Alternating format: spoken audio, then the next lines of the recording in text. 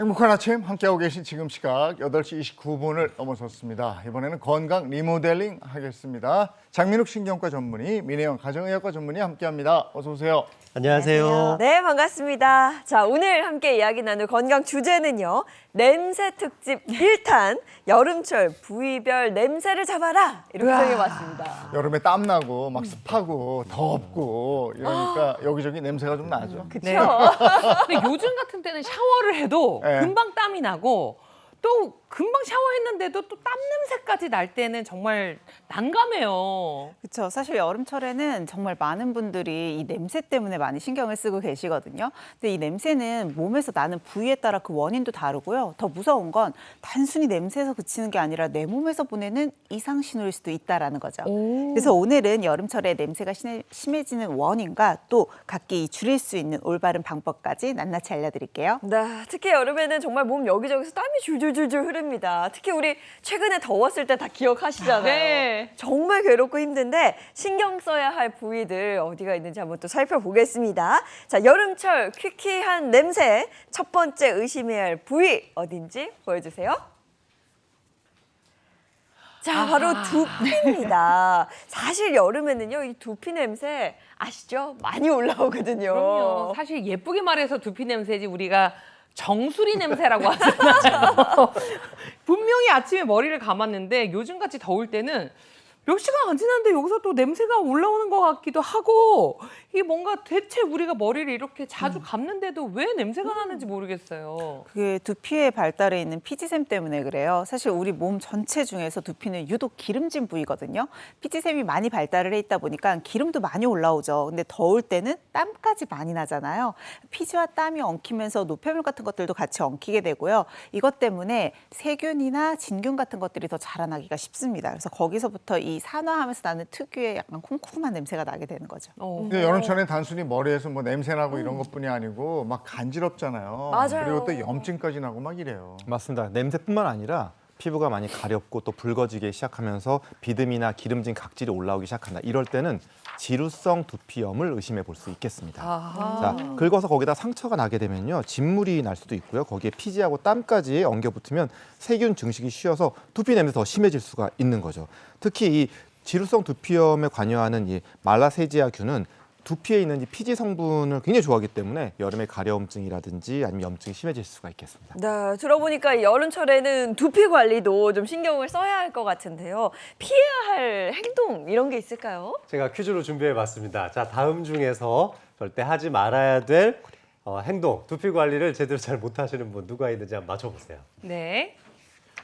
네, 냄새 날까봐 두피에 향수 뿌리는 희경 씨. 이거 아닌 것 같아. 야, 하루에 여러 번 샴푸하는 예희 씨. 이것도 아닌 것 같아. 네, 머리 감은 후 자연 건조하는 재용 아나운서님. 이거 맞는 절대 거 안 돼요. 어떤가요? 이거 맞는 거 아니야? 잘못된 저는 두피. 자연 건조는 절대 안 된다고. 아니 뭐 이렇게 들었어요. 툭툭툭 네. 털면 되는 거야? 아니, 정말 이거를 정말 제대로 아, 그래? 바짝 말려야 된다고 전 들었거든요. 저는 네. 예인 씨가 잘못된 것 같아요. 그래요? 너무 자주 감아도 네. 오히려 각질이 일어나고 이런 걸 제가 많이 봐가지고 네. 오. 가장 관리를 잘하는 사람은 정수리 그건 아니야. 아, 저인 것 이건 더 안 될 것 같아요. 이거 뭐야 그럼 다 아니네. 다 전부 아닌 다 거예요? 자기만 잘했다고 지금 하세요. 세 분 다 이렇게 관리하시면 안 됩니다. 아, 그쵸. 셋다 잘못된 네, 거예요? 우선 첫 번째로 향수 뿌리는 건 향수 뿌린다고 두피에 있는 피지나 노폐물이 제거되는 건 아니잖아요. 오히려 향수 속에 들어있는 알코올 성분이 오히려 더 건조하게 만들면서 가려움증이나 각질 유발을 더 많이 시키고 나중에는 모발까지도 약화시킬 수 있어요. 이렇게 하시면 안 됩니다. 또 여름철에 이제 땀 많이 나고 냄새 난다고 여러 번 머리 감는 분들 계시죠? 아까 희경 씨가 어느 정도 맞추셨어요. 오히려 더 두피를 건조하게 만들고 자극할 수 있거든요. 샴푸 안에 있는 계면활성제 성분이 보호해줄 수 있는 지질 성분까지도 다 뺏어가니까 더 건조해지게 되면 더 많이 긁게 되고 이로 인한 손상까지도 생길 수가 있어요. 그래서 네. 일단 세정력 너무 강한 샴푸 피하시는 게 좋고요. 그리고 시원하다고 손톱으로 긁으면서 하시면 안 됩니다. 그 손끝에. 시원한데. 그것 때문에 두피에 상처 나서 오시는 분들 굉장히 많으세요. 이런 것들은 좀 주의하시는 게 좋겠죠. 그럼 자연 건조는 왜 안 좋은 거예요? 자연 건조는 일단 이게 높은 기온과 습도 때문에 그 안쪽에서 계속 세균이나 곰팡이가 번식하기가 좀 쉬워지고요. 그래서 안쪽부터 찬바람을 이용해서 서서 이렇게 쫙 말려주시는 게 가장 좋습니다. 그 비듬이나 가려움증 때문에 고민하시는 분들, 고생하시는 분들도 많은데 이거 어떻게 해야 됩니까? 약국 가시면 약용 샴푸를 구매하실 수가 있거든요. 케타코나졸 같은 진균 성분이 함유가 되어 있기 때문에 아까 앞서서 말씀드린 것처럼 지루성 피부염이나 각질, 염증 같은 것들이 말라세지아균 때문에 생기는 경우가 많은데 이 부분을 억제하는 데 도움이 될 수가 있어요. 근데 이미 두피가 많이 붉어져 있고 진물이 나거나 상처가 나 있다 또는 너무 심하게 가렵거나 통증 같은 게 된다라고 하면 단순히 약용 샴푸만으로는 어려울 수도 있으니까 피부과 전문의의 진료를 받으시는 게 좋겠죠. 네, 여름철에는 두피 관리도 잘 하셔야 되고요. 네. 자, 이어서 여름철 퀴퀴한 냄새. 자, 두 번째 의심해야 할 부위 어딘지 보겠습니다. 아유, 자, 이번에 겨드랑이 나왔네요, 드디어. 사실 뭐 냄새에 있어서는 이 겨드랑이 일가견이 있거든요.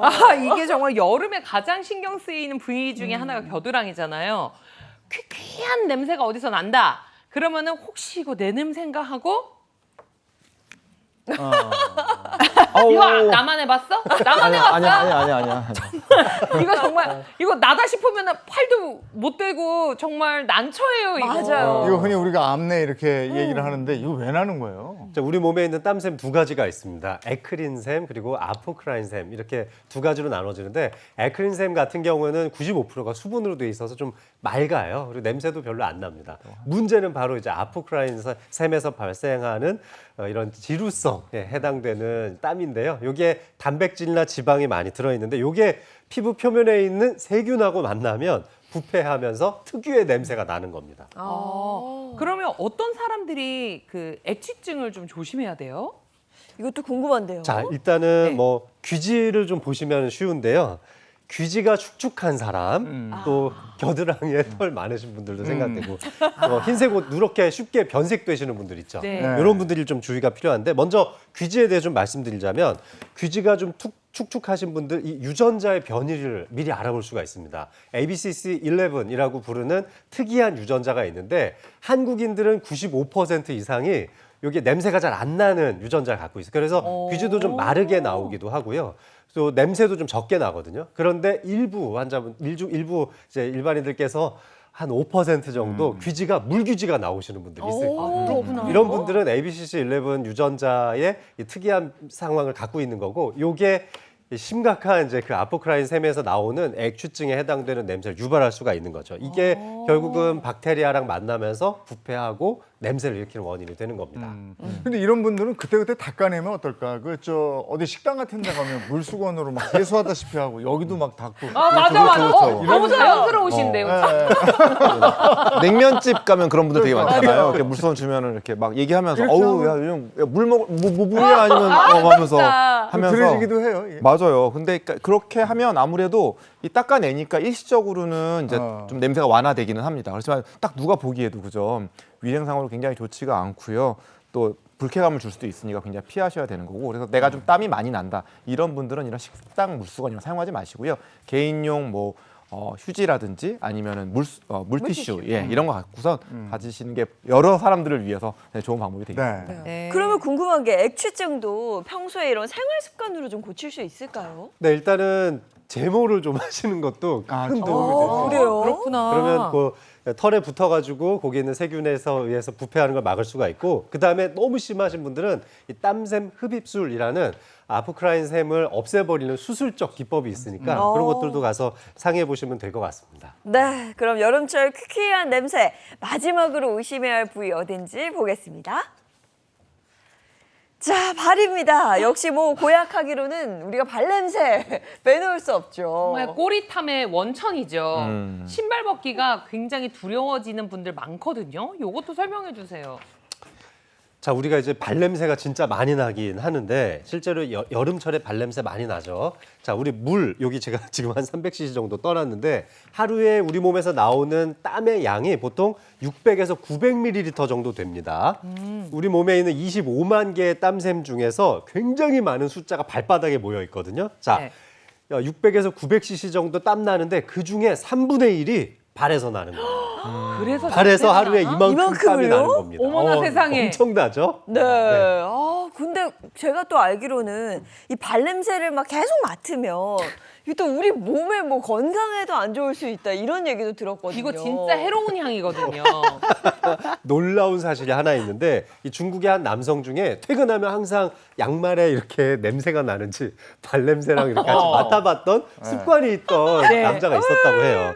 근데 어느 날 갑자기 가슴이 막 조이는 통증이 생겨가지고 병원 갔더니 폐에 심각한 곰팡이균이 퍼져 있는 걸 어머, 발견한 어머, 어머. 겁니다. 아니 냄새 나는 양말 그 냄새를 맡는 것만으로도 폐에 문제가 생길 수 있다는 거예요? 네, 뭐 단순히 한두 번 맞는다고 폐질환이 생기는 건 아니겠지만 반복적으로 이 땀에 젖어 있었던 양말의 냄새를 맡으면서 그 곰팡이의 포자가 코를 통해서 이제 흡입이 됐다고 판단을 한 거죠. 면역력이 떨어져 있거나 기존에 폐질환 있는 분들이라면 이 곰팡이 포자에 훨씬 더 취약할 수 있으니까 이거 함부로 냄새 맡는 습관도 너무 자주 하시면 안 되겠다는 그래요. 생각이 들었습니다. 아니 이분은 대체 몇 번을 맡은 거예요? 매일 이걸로. 그랬대잖아. 그러니까요. 정말 발냄새가 사람 잡을 뻔했는데, 근데 발냄새가 좀 심한 분들은 이거 씻으면 되는 거 아니야? 이런 문제가 아니에요. 씻어도 또 나고 그렇거든요.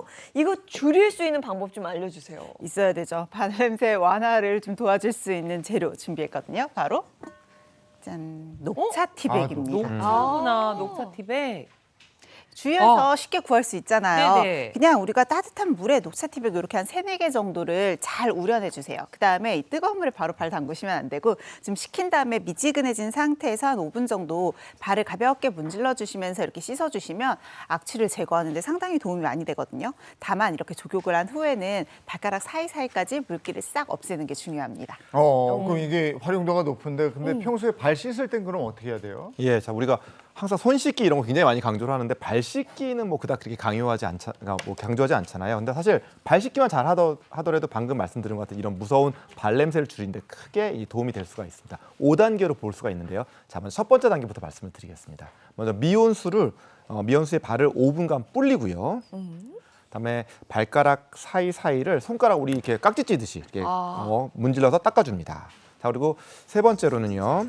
세균이 번식하기 쉬운 발톱 사이, 발톱 밑 부분을 아주 꼼꼼히 닦고 헹궈 주시고요.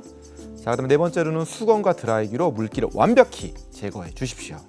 자, 그리고 나서는 이 풋크림을 발라서 마무리하게 되면 발 씻기 5단계가 완료됩니다. 네. 자, 여름철 땀 때문에 냄새 날 수 있는 부위들, 두피, 겨드랑이 그리고 발까지 이렇게 알아봤는데요. 근데 여름철에요 또 하나 심해지는 냄새가 있다고 합니다. 맞습니다. 입냄새도 또 심해집니다. 아니 여름에? 다른 데는 다 그렇다 쳐도 입냄새는 왜 그런 거예요? 자, 생각해보면 여름철에 땀을 많이 흘리잖아요. 그래서 네네. 수분이 우리 몸에서 많이 빠져나가니까 우리 몸을 굉장히 이렇게 건조하고 탈수된 그런 상태로 있게 되는데요. 거기에 덧붙여서 너무 더우니까 요즘에 에어컨 굉장히 사용을 많이 하잖아요. 그 자체가 또 우리 몸을 더욱더 건조하게 만들어지게 되죠. 그러면 입 안에서 침 분비가 줄어들면서 입안이 건조하게 되고요. 그러다 보니까 침이 하는 역할들이 있잖아요. 그 역할도 잘 못하죠. 그러니까 예를 들어서 음식을 먹었을 때 음식물 찌꺼기 씻어내고요. 세균이 과도하게 늘어나는 것도 방지를 해주는 역할을 하는데 이 침이 부족해지면 당연히 이 세균이 오래 입안에 머물게 되고 음식물들하고 많이 충돌을 하면서 여러 가지 역할을 하게 됩니다. 단백질을 분해하면서 냄새를 유발하는 휘발성 화합물을 증가시켜서 입냄새가 심해지게 되는 것입니다. 입냄새도 그러니까 세균 번식하고 관계가 있는 거네요. 그렇죠. 입 속에 살고 있는 세균하고 굉장히 관련이 많은데요. 제가 영상으로 한번 보여드리겠습니다. 자, 영상 보시면은 네. 자, 왼쪽에는 입냄새 안 나는 사람의 구강 상태 세균 보여드리는 거예요. 오른쪽은 입냄새 심하신 분인데 한눈에 봐도 차이가 보이죠. 아니 내 입안에 저런 세균들이 있다고 생각하니까 너무 무섭고 심각한데요? 그러니까요. 근데 어떤 구취는요 꼭 이 입안의 문제가 아니라 그 속에서 냄새가 올라오는 맞아. 경우도 있거든요. 흙냄새라고. 맞습니다. 이게 구취라고 해서 이제 입 이렇게 단어를 썼지만 실제로 보면 입이라는 건 그냥 분리되어 있는 독립적 공간이 아니라 코, 목이랑 연결되어 있는 위장관까지 다 이렇게 하나로 연결되어 있는 그런 복합적인 구조잖아요. 그러다 네. 보니까 입에서 나는 냄새가 아니라 구강이나 코, 그다음에 위장관 이런 것에서 올라오는 전반적인 냄새이기 때문에 이 특징적인 냄새로 어디가 도대체 문제가 되는지 어디가 안 좋은지를 좀 판별해 볼 수 있습니다. 자, 만약에요. 자, 과일 향이나 알코올 냄새 난다면 이거는 당뇨병성 케톤산증을 의심해 볼 수가 있고요. 신장 기능이 심하게 떨어지면 이게 암모니아나 소변 비슷한 냄새 이런 것들이 입에서 올라올 수도 있고요. 심한 간 기능 저하, 뭐 간경화라든지 이런 것들이 있는 분들은 달거나 퀴퀴한 특유의 냄새가 날 수 있습니다. 그렇구나. 그런데 입냄새는 사실 주변 사람들은 괴롭지만 나는 모르는 경우가 좀 많아요. 맞아요. 그래서 혼자 좀 몰래 알 수 있는 그런 방법이 없을까 궁금한데요. 아주 간단한 방법이 있죠. 주변에서 쉽게 구할 수 있는 종이컵 하나만 이용하시면 됩니다. 종이컵에 내 입김을 후 하고 불어 넣은 다음에 바로 냄새를 맡아보시면 너무 잔인한 거 아니에요? 제가 준비해드렸습니다. 이 아침에 이렇게 해도 돼요? 아침부터 좀. 예전에는 음주 비슷한 원리죠. 하세요. 후할 때 했단 말이에요? 아주 괜찮네. 너무 괜찮은데. 이럴 수 있다는 거잖아요, 지금. 사실 대부분의 분들은 괜찮으실 거예요. 근데 네. 이렇게 했을 때도 좀 냄새가 난다라고 하면 아 내가 구취가 좀 심하구나 하고 평소에 좀 관리를 해주시는 게 좋겠죠. 네. 근데 여러 사람 얘기하고 이럴 때 누구한테 특정 냄새가 나는지 알거든요, 말할 때. 오. 근데 말해주기가 참 곤란해요. 맞아요. 맞아. 난처해. 이런 분들은 저 한번 집에서 아니면 다른 분들하고 얘기할 때 네. 표정이 좀 안 좋아지고 이러면 그래도 한번 하여튼 테스트. 네. 그렇군요. 아니, 여름철에 입냄새 잡으려면 그럼 어떻게 하면 좋아요? 그러니까 식사하시고 나서 양치질 많이 하잖아요. 근데 식후에 이 입안에 남아있는 음식물들이 사실 20분만 지나면 부패하기 시작하고 세균이 번식할 수 있습니다. 그래서 아마 식사 후에 바로 이 닦으시는 분들도 많이 있으실 텐데 우리 어릴 때부터 얘기했던 양치질 333 법칙 혹시 기억나세요? 네. 네, 하루에 3번 닦아라 어. 하는 거 있었고 그리고 3분 3분 동안 3분. 닦아라 있었죠. 또 하나는 식후 3분 이내에 닦아라였었던 거예요. 그거였다. 네, 그게 20분이 지나면 바로 부패가 시작되기 네. 전에 어릴 때부터 사실 저거를 국민적 건강 뭐 운동 같은 걸로 많이 저도 주입식으로 교육을 받았던 것 같은데 이렇게 하면 양치할 때 특히 또 설태라든지 이에 껴 있는 여러 음식들을 아주 꼼꼼하게 잘 제거하는 게 필요하고 반드시 제가 꼭 기억하고 싶은 게 치실을 같이 좀 활용을 하셨으면 맞아요. 좋겠어요. 중요해요. 네, 치실. 그렇게 해야만 그 치간 칫솔을 사용해야 안쪽에 있는 낀 때까지 다 제거를 할 수 있으니까요. 그리고 이 가글제를 사용하시는 분 있잖아요. 근데 네. 가글제를 사용한다고 해서 그 음식물 찌꺼기 같은 게 모두 제거되는 건 아니기 때문에 너무 그걸 맹신하셔서는 안 되겠지만 가끔은 사용하실 수 있을 것 같고 그 다음에 사실 제일 중요한 것 중에 하나가 무설탕 껌을 씹으시는 분들이 있어요. 네. 네. 근데 껌을 씹는 게 신분비를 많이 촉진할 수 있어서 세균을 좀 빨리 없앨 수 있는 또 하나의 팁이기도 합니다. 그래서 양치질을 쉽게 할 수 없을 때는 그런 무설탕 껌이나 사탕을 이용하시는 것도 괜찮겠습니다. 예, 양치를 진짜 잘하셔야 되고 저도 엊그제 치과 가서 치석 제거하고 왔는데 이게 쌓여 있으면 정말 힘들더라고요. 그렇죠. 예, 이렇게 해도 입냄새가 계속 난다 그러면 어떡합니까? 입이 좀 마르지 않는지 체크해 보시면 좋을 것 같아요. 여름철에도 입이 많이 마르게 되고 나이 들수록 구강의 침분비가 줄어들거든요. 그래서 물을 조금씩 자주 드시는 게 좋겠고요. 설태나 잇몸 질환 같은 것들 때문에 냄새가 날 수도 있으니까 악취가 심하면 한 번씩 치과에 가서 점검을 받아보시는 게 좋아요. 근데 이렇게 했는데도 불구하고 계속 냄새가 난다. 앞서서 설명드린 내분비적인 문제거나 내과적인 문제일 수도 있거든요. 그때는 역시 진료를 받아보시는 게 좋겠습니다.